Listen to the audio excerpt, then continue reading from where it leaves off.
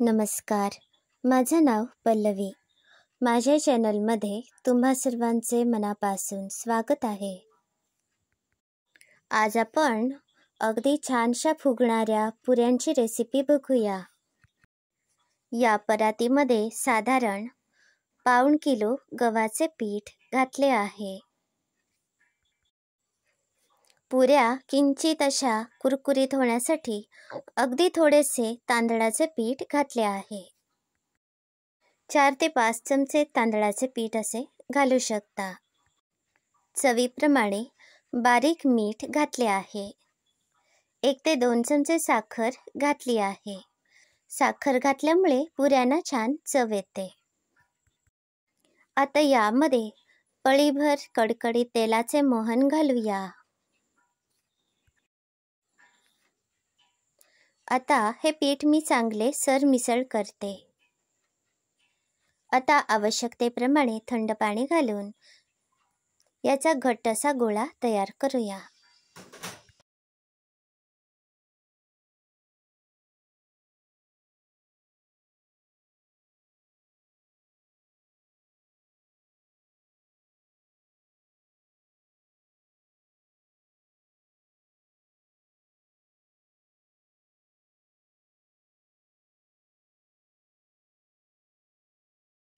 आता पीठ मी चांगले घट्टसर मळून घेतले आहे.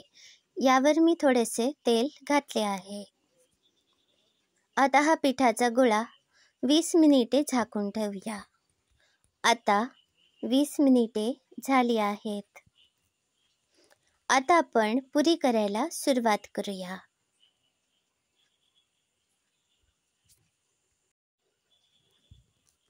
आज मला खूप साऱ्या पुऱ्या तयार करायच्या आहेत. यामुळे मी याप्रमाणे मोठा गोळा घेते.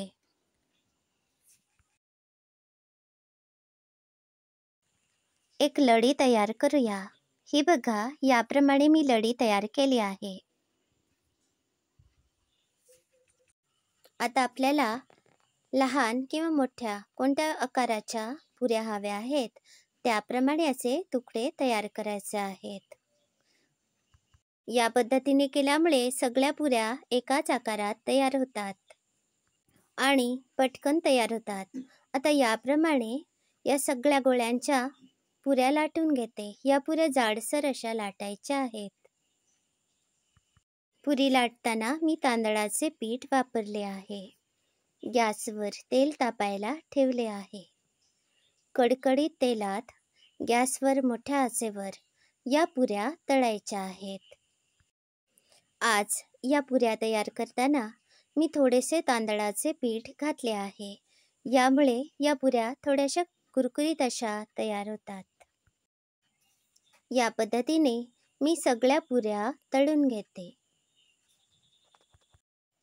तुम्हाला आजची रेसिपी कशी वाटली याचा अभिप्राय जरूर कळवा.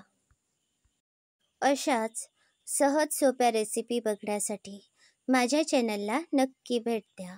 याबरोबरच माझे चॅनल सबस्क्राईब करायला अजिबात विसरू नका. हे व्हिडिओ सगळ्यांना शेअर करा. धन्यवाद. आज या पुऱ्या मी श्रीखंड आणि बटाट्याच्या उकडलेल्या भाजीसोबत सर्व केल्या आहेत. हा व्हिडिओ पूर्ण बघितल्याबद्दल धन्यवाद.